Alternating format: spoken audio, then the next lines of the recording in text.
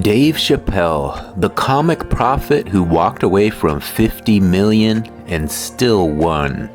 In a world of endless punchlines and short attention spans, Dave Chappelle stands alone. A man who made millions laugh, then walked away from the very machine that made him famous.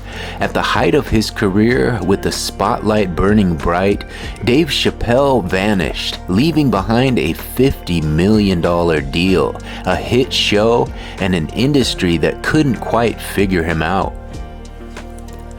But Dave wasn't running, he was recalibrating. He wasn't chasing fame, he wasn't searching for truth. This is the story of a man who redefined comedy, not just as a vehicle for laughs, but as a weapon of introspection, resistance, and raw, uncomfortable honesty.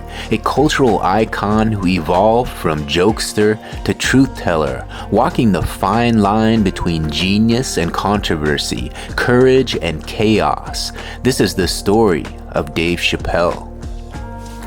Act 1. The Young Genius.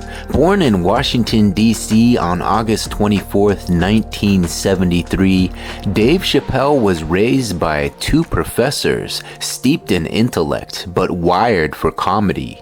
Even as a kid, he could mimic, mock, and mesmerize. Inspired by Eddie Murphy and Richard Pryor, Chappelle knew early on he was born to make people laugh. By the time he was a teenager, he was performing at comedy clubs in DC, dodging age restrictions and dropping wisdom far beyond his years. At just 19, he landed a spot on Def Comedy Jam, delivering a set so sharp and confident it launched him into national recognition overnight. But even early success couldn't shield him from the industry's harsh realities. Films like Half-Baked gave him a cult status, but not mainstream control. Chappelle was already learning that Hollywood had a script for black comedians, and he wasn't about to read from it. Act 2. The Chappelle's Show era. In 2003, everything changed. Chappelle's show debuted at Comedy Central, and it was unlike anything television had ever seen. Brilliantly absurd, painfully honest, and fearlessly political.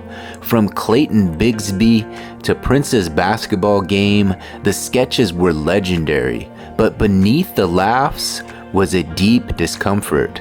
Chappelle began to wonder, was his satire opening minds or reinforcing stereotypes?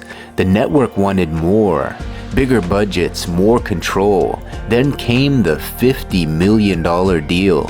But rather than sign, Chappelle disappeared, vanishing to South Africa, sparking rumors of breakdowns, drugs, and career suicide.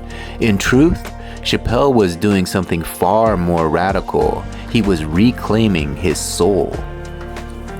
Act 3. The Wilderness Years. For nearly a decade, Chappelle avoided the spotlight. No interviews, no specials, just quiet shows at unexpected venues. To many, it seemed like he threw everything away. But Dave wasn't lost. He was listening to the world, to himself, to his integrity. While the industry churned out viral content and celebrity gossip, Chappelle was sharpening his blade, preparing not just for a return, but for a revolution. Act 4. The Comeback. In 2014, he began to reappear. Then in 2017, Netflix dropped a bombshell. 4 stand-up specials, all at once. It was clear Dave Chappelle was back. But this wasn't the same Chappelle from 2003. The jokes were darker, the commentary deeper. He wasn't just here to entertain, he was here to challenge. He took on race, cancel culture, gun rights, addiction, and gender politics, with a level of honesty that divided audiences. Some called it brilliant, others called it offensive, but no one could ignore it. Through it all, he remained uncancelable. Not because he avoided controversy, but because he embraced it. He forced his audience to sit with discomfort, to question their own beliefs, to think. Comedy had become too safe. Dave made it dangerous again. Act 5, The Legacy. Today, Dave Chappelle isn't just a comedian, he's a cultural philosopher.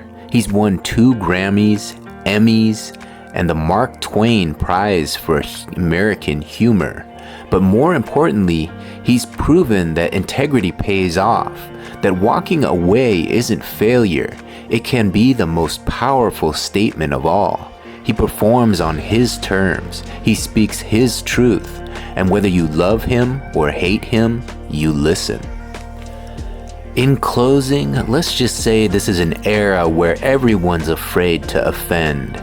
Dave Chappelle dares to be raw, flawed, and human. He didn't climb to the top by being safe. He got there by being real. And maybe that's the lesson. Greatness doesn't ask for permission. It speaks, it stumbles, it stands back up and speaks again. So what do you guys think? Is Dave Chappelle the greatest comedian of our time? Did he go too far? Or is he exactly what comedy needs? Smash that like button if you respect truth in comedy. Drop a comment with your favorite Chappelle moment or your thoughts on his legacy. And don't forget to subscribe and share if you believe comedy should make you think, not just laugh. Because as Dave once said, the truth is funny, especially when it hurts.